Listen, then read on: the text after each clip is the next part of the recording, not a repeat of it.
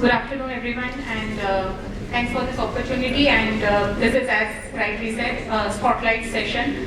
We have been speaking about digitization, blockchain, taking the pharma to the next level. But I think, yes, the government is the backbone. It's going to provide us the regulatory framework. So the session is going to focus more on the perspective of government and the reforms that are going to be there.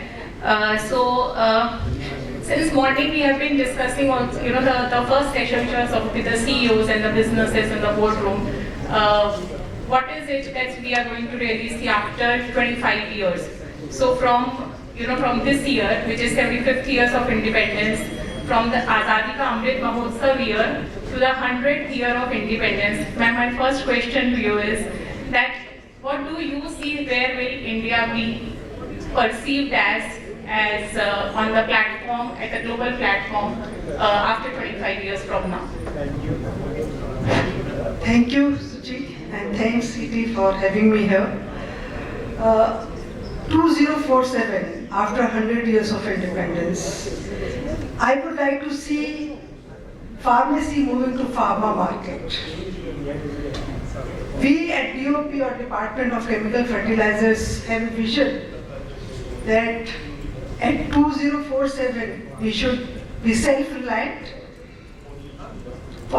not only for the generics but complex generics and novel drugs which are required for the India and for the world at large. We would also like to see zero import, maximum exports, and also exporting low value and high volume to exporting high volume and high value products in pharma. This is the vision we would like to have from the government of India side for the pharma industry to grow with the pharmaceutical education and scientific organization of the India, so that we are able to move from the generics to complex generics to novel drug formulation to also some of the other drugs like biopharmaceutical, phytopharmaceuticals, so that we are able to not only make India for India but also to make India for the world at large. Thank you, ma'am. So, when we talk about complex generics, inhalations, and biopharmacy and innovative drugs specifically, and that has been discussed about that. Our research and development, which is the backbone and the trigger, and something which takes the pharmacy to the next level, and we want the affordable drugs and at the right time to reach to the patients. The important thing which is being discussed is that how do we incentivize the businesses to do more research and development, and in that entire R&D framework, the main important two points which are being considered as hindrances. One, the IP, the intellectual property protection laws, and the second is the capital funding. So I would request if you can give some perspective around these two items. See, if you look at this drug development, especially the novel drug development, there are stakeholders, mainly the big pharma company, and also the small pharma and biopharma companies. Besides this, startups, academia, entrepreneur, and clinical CROs. These are the main stakeholders. However, the enablers are the finances, the regulatory approvals, and IPR issue. So we need to sort of match these things and take them to a level that we are able to integrate them in order to have these enablers enable the pharma industry in collaboration, in integration with research institute, R&D institute, academia, university, and also the government, the top-down approach. Government is also one of the main stakeholders, because if we have to take these pharma industry to the next level, top-down approach, especially the policies which Government of India has in place to be implemented by all the stakeholders, so that we are able to sort of take the pharma industry to the next level, where the drug availability not only the generic drug, but all complex generics, biologicals and everything is available, not only within the country, even outside the country.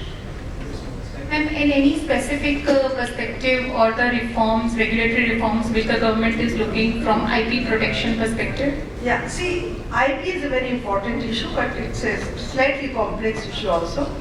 And we have been seeing that how government is facilitating this, protecting IPRs. You know, the construction in terms of timelines. Now, government has a department where filing a patent, examination of the patent, even the granting of patent, the time cycle has been reduced, even the cost has been reduced. Not only this, even other things, you know, besides regulatory approvals. We have seen during pandemic, even post-pandemic, the way regulatory approvals were being given by the government of India. Like even at 12 in the midnight, you get regulatory approvals from DCGI and other regulatory bodies. So things are moving.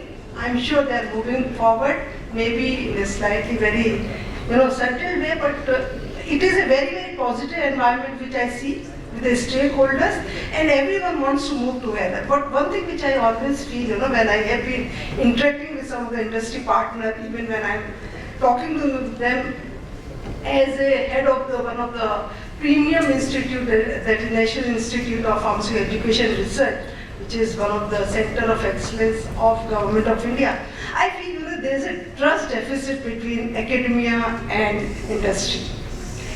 They always feel that when we get the project, there is a time overrun and cost overrun. But slowly, we are also learning, and things are getting better. And believe it, in the last 4 years, I have seen the way academia and industry partnership is going forward. Because government is talking about it for the last 10 years, I know.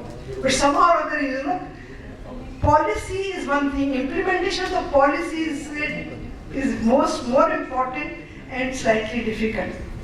Most of the time we see government in India makes a lot of policies. So implementation is where we need to sort of, we need to be the agent of change, the change which we want to see. So I'm seeing a lot of positive change, and I'm sure with time to come, this pharmacy will be converted to pharma market, not only for India but for globally at large. Thank you. Thank you, ma'am. So coming now from R&D, let's move to possibly the affordability of drugs and the price control as we see. So some of the drugs are under price control, and sometimes that is creating a challenge for the manufacturers because of the more expensive raw materials and obviously the less realizable value from the market. Now, what is it that the government can do other than the price control? What measures can be taken by the government other than the price control to make this whole make the process of reaching the drug to the last mile more viable for the businesses as well? So any role from MSME's perspective or the large players' perspective, because everyone wants that yes, the drugs should be affordable, they need to reach the last customer, but at the end of the day, the person who is really doing this thing is also required to continue to remain viable. I think affordability of drug is a big issue and a very important issue, especially with the government of India when we have Ayushman Bharat in place, Jan Aushadhi, which is one of the important initiative of Government of India, where we are looking for affordability with the quality of the drug reaching to the last person in the queue. With the digitization, I've been listening a lot about all these newer technologies which are part of the pharma industry at large. All these are good, and this technology will going to penetrate even to the villages. So the demand of the drugs over the counter will be more. So more drugs will be required, that too without compromising the quality. In this direction, MSMEs can play very important role, because government is giving a lot of importance and incentive to MSMEs by PLI scheme and other schemes. And we need to generate a lot of competition if we want to make drug affordable and without compromising on the quality. Let more and more MSMEs come into play, so that we are able to optimize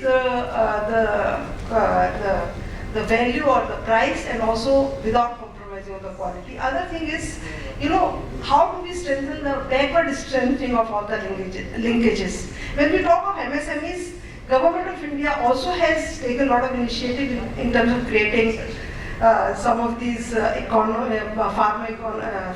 economic zones, then common infrastructure facilities, so that when these facilities are created, their government is trying to make sure, with the help of the other stakeholders, giving the land at a minimum price, then other relaxation in terms of income tax relaxation, in terms of pre-approvals, and also in terms of raw material availability. And all this should lead to optimization in the price, and also the better quality. Because as I said, the demand is going to increase, so we need to cater for in-house demand, and also we need to cater for the demand globally, because we know during pandemic, even now, pharma industry is supplying drugs to almost 200 countries. Highly regulatory market like US, and maybe slightly not very highly regulatory market. So I think pharma industry has a long way to go, long role to play, both in generics and also in novel drug development. So ma'am, the next question is on the manufacturing clusters. We see, manufacturing clusters in Basel, Boston, those kind of. So while we had this PLI and, some drug parks, are there any things on cards vis-a-vis the pharma special economic zone? You spoke about the common infrastructure. So can you just give more perspective around that? Is it also in the direction of really creating some manufacturing clusters, because then it possibly may be more viable for the businesses to be working from there? As I said,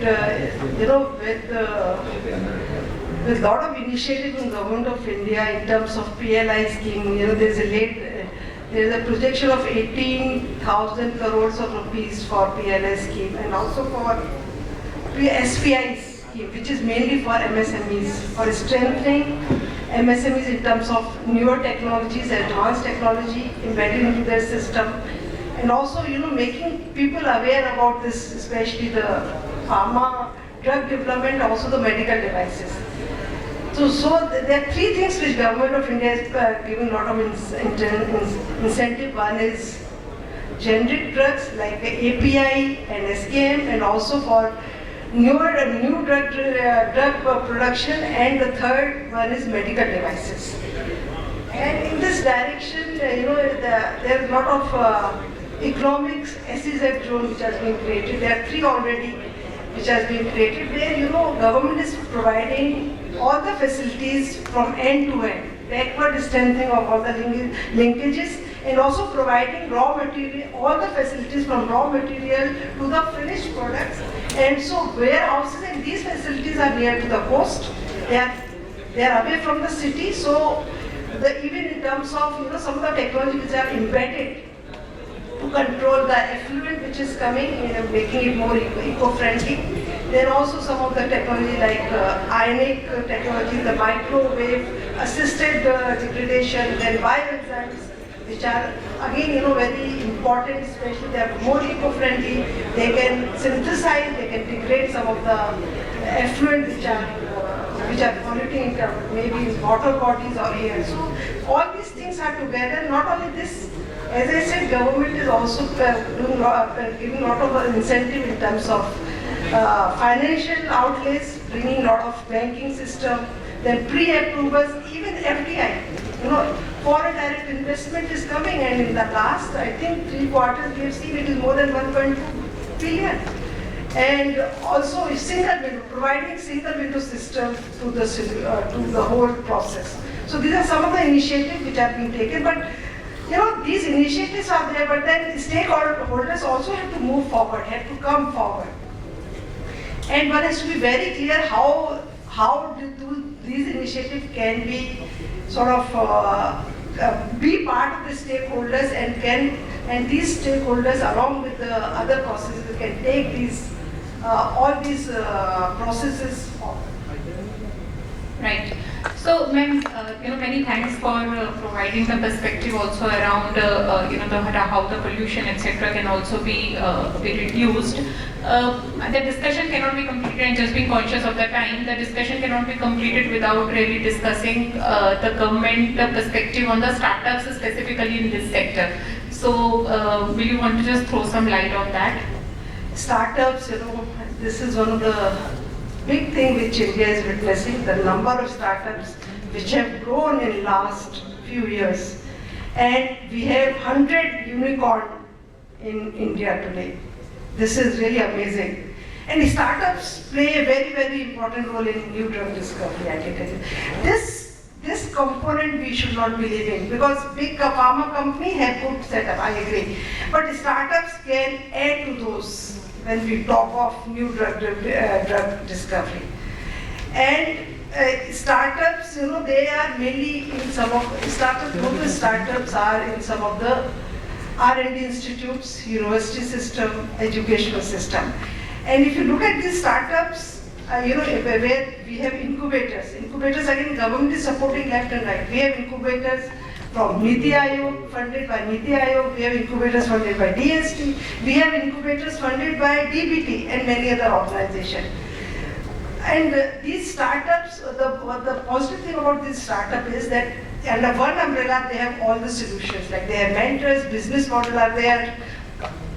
Then they can have all the solutions, right from the analytical services to the other technical services can be provided at one place. However, the startup, the main limiting factor for the startup is there is not much clarity about the IPR issues, maybe about the regulatory compliances, and also scaling up, where the industry need to pitch up with the startups, with the incubators, so that they can have the product in the TRL maybe 4, 5, 6 or at the POC level. Thereafter, scaling up and putting them from the scale up to the commercialization aspect and reaching to the masses, I think where industry need to pitch up. But the startup are playing a major role and we cannot ignore the startup. To my mind, one thing more which I want to add is the CROs, contract manufacturing GLP facility. I think we in Indian pharma somehow are not trying to leverage this facility, but I know most of the MNCs, they are using these facilities in India and making the new drugs abroad by using this facility, which is cost effective, time effective. And I think it is a time that the Indian pharma company should also leverage, also use CROs, contract manufacturing, GLP facilities to be part of the new drugs, novel drugs, which can be part of this market.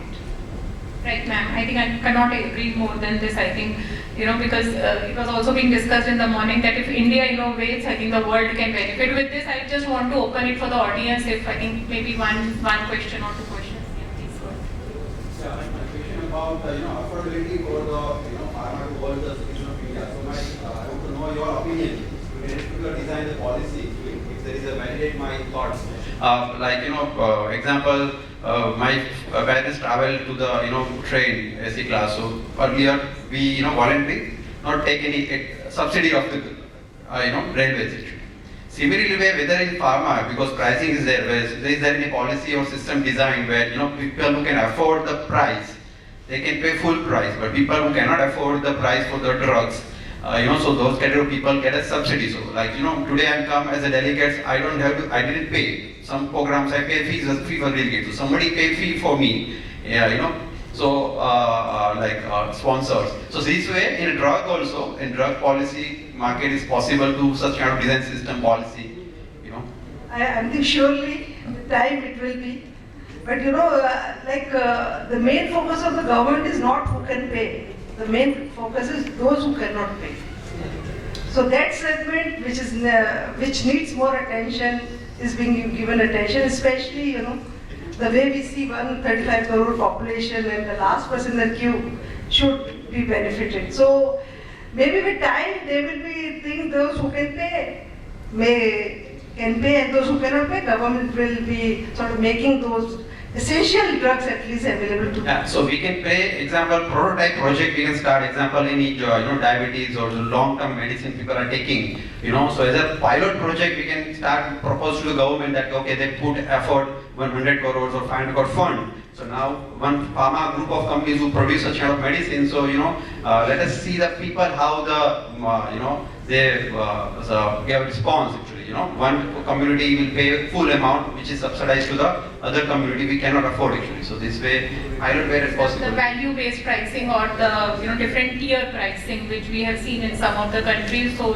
people will pay basis their affordability. So the companies will not suffer, and the government objective of affordable prices available to each person, that will also be fulfilled. So we do a lot of donation to the like crores of money to the pharma healthcare practices.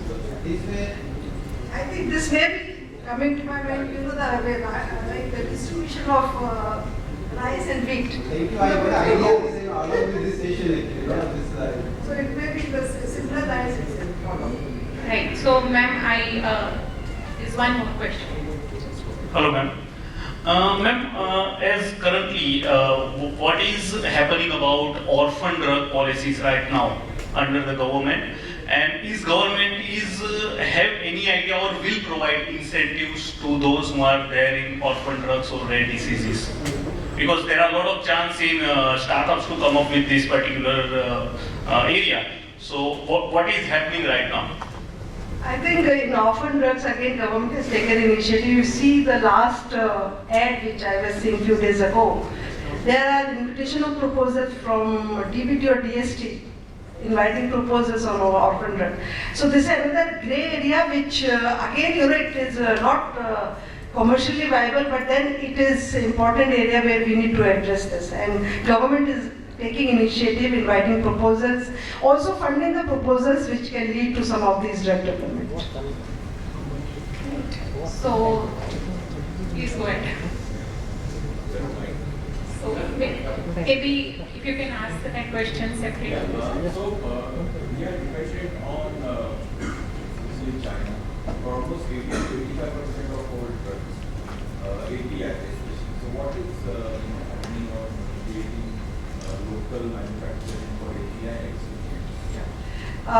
See, if you lately I understand out of 53 APIs which were identified to be which were being imported, 35 of them have indigenously they are being produced now. 35 have already started. 30 companies have already started producing 35 of these APIs.